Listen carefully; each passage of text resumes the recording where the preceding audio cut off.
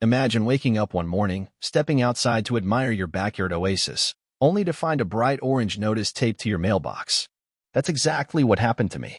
My beautiful swimming pool, the heart of summer barbecues and family gatherings, was now deemed illegal by the newly appointed HOA president, Mrs. Patricia Simmons, better known as Patty the Perfectionist.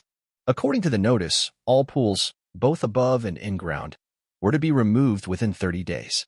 The reason? They were considered unsightly and disruptive to neighborhood harmony. But let's be real, this wasn't about aesthetics. This was about control. Patty had made it her mission to enforce her vision of a uniform, regulation-heavy neighborhood, and my pool just didn't fit her mold. I was furious. My pool had been here for years.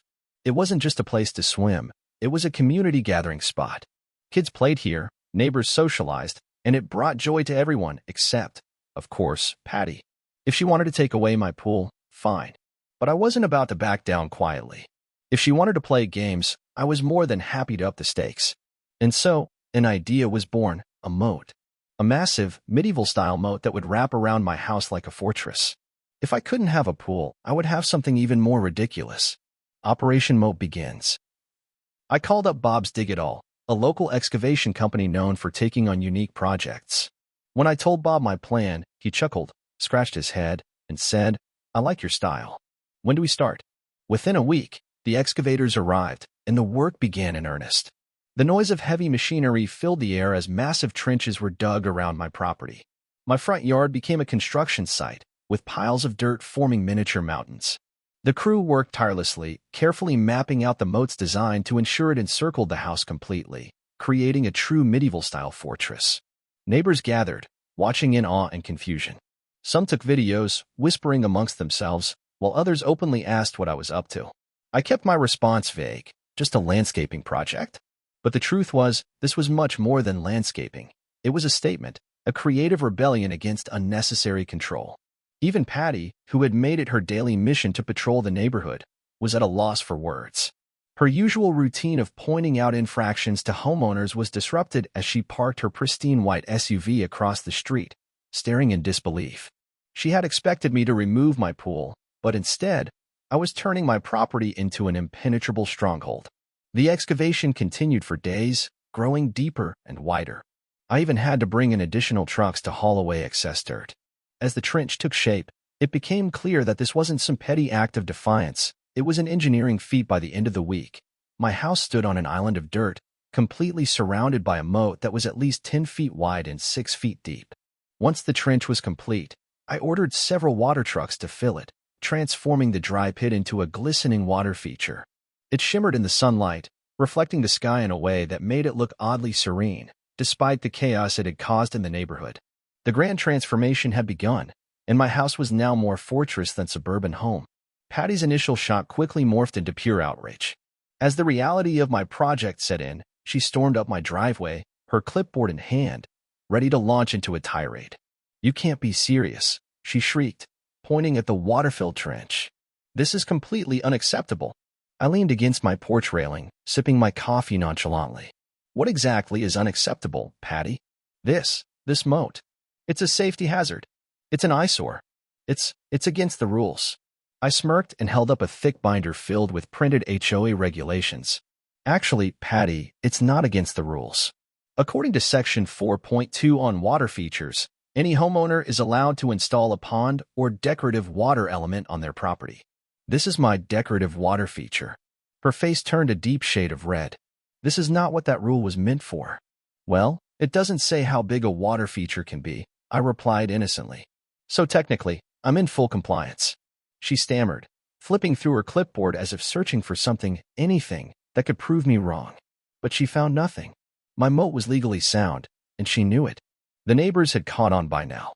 A few had gathered on their lawns, watching the spectacle unfold. Some were amused. Others whispered to each other with growing excitement. My home had quickly become the most talked-about property in the neighborhood. Patty wasn't ready to back down just yet. "This is not in the spirit of the community," she snapped. "Oh, but I think it enhances neighborhood harmony," I said with a grin. "After all, it's bringing people together, isn't it?" Her frustration was palpable, but there was nothing she could do. I had outsmarted her at her own game, and she knew it. But what happened next would push her over the edge. Just when Patty thought she had seen it all, I decided to take things up a notch. If I was going to have a moat, why not make it feel authentic? I went online and had custom caution, live alligators signs made. They were big, bright yellow, and looked official enough to make people do a double take. I strategically placed them around the moat, just to see how people would react. The response was immediate. Rumors spread like wildfire.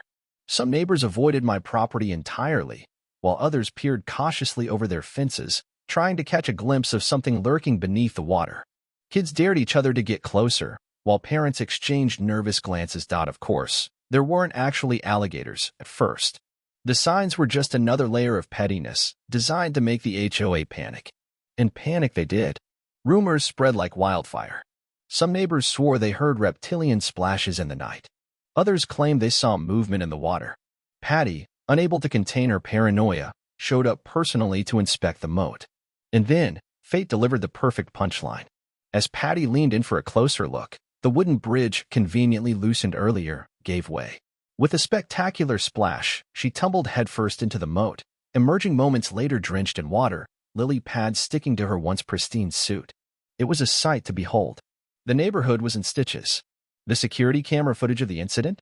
Well, let's just say it went viral faster than I could have imagined. The queen of HOA had become the internet's favorite moat monster. Then came the final touch. I adopted 3 small, legally permitted alligators from a local wildlife rescue. They were docile, more interested in sunbathing than anything else, but to the uninformed observer, they were the ultimate scare tactic. When Patty caught wind of this, she lost it. "You put alligators in there," she screamed, practically vibrating with rage. "This is a public safety hazard. I'm calling the authorities." And she did. The police arrived at my doorstep, only to find that I had all the necessary permits. The officers could barely hide their amusement as they confirmed everything was legally sound. Patty was speechless. She had officially lost the battle. The HOA had no choice but to back down. And with that, my moat and my victory was secured. With the HOA's reign of terror over, the neighborhood embraced the moat. It became a local attraction, a symbol of standing up to ridiculous rules. Children loved watching the alligators bask in the sun. Neighbors gathered on my drawbridge to chat and enjoy the scenery. And to celebrate my victory, I threw the ultimate moat party, complete with music, lights, and a floating tiki bar. Lessons learned. This story teaches us that standing up for our rights and using creativity can turn even the most frustrating situations into victories. Rules are important, but they should not be used to suppress individuality and community spirit. Sometimes, thinking outside the box is the best way to challenge unfair authority. Personal perspective. From my perspective, this entire experience was about more than just getting back at the HOA.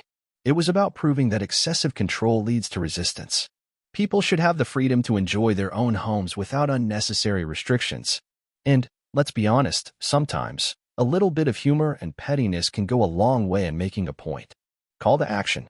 If you enjoyed this story and want to hear more entertaining and inspiring tales, be sure to subscribe to Story Precious. Click the notification bell so you never miss an update. We have more incredible stories coming your way, filled with lessons, laughter, and unexpected twists. See you in the next video.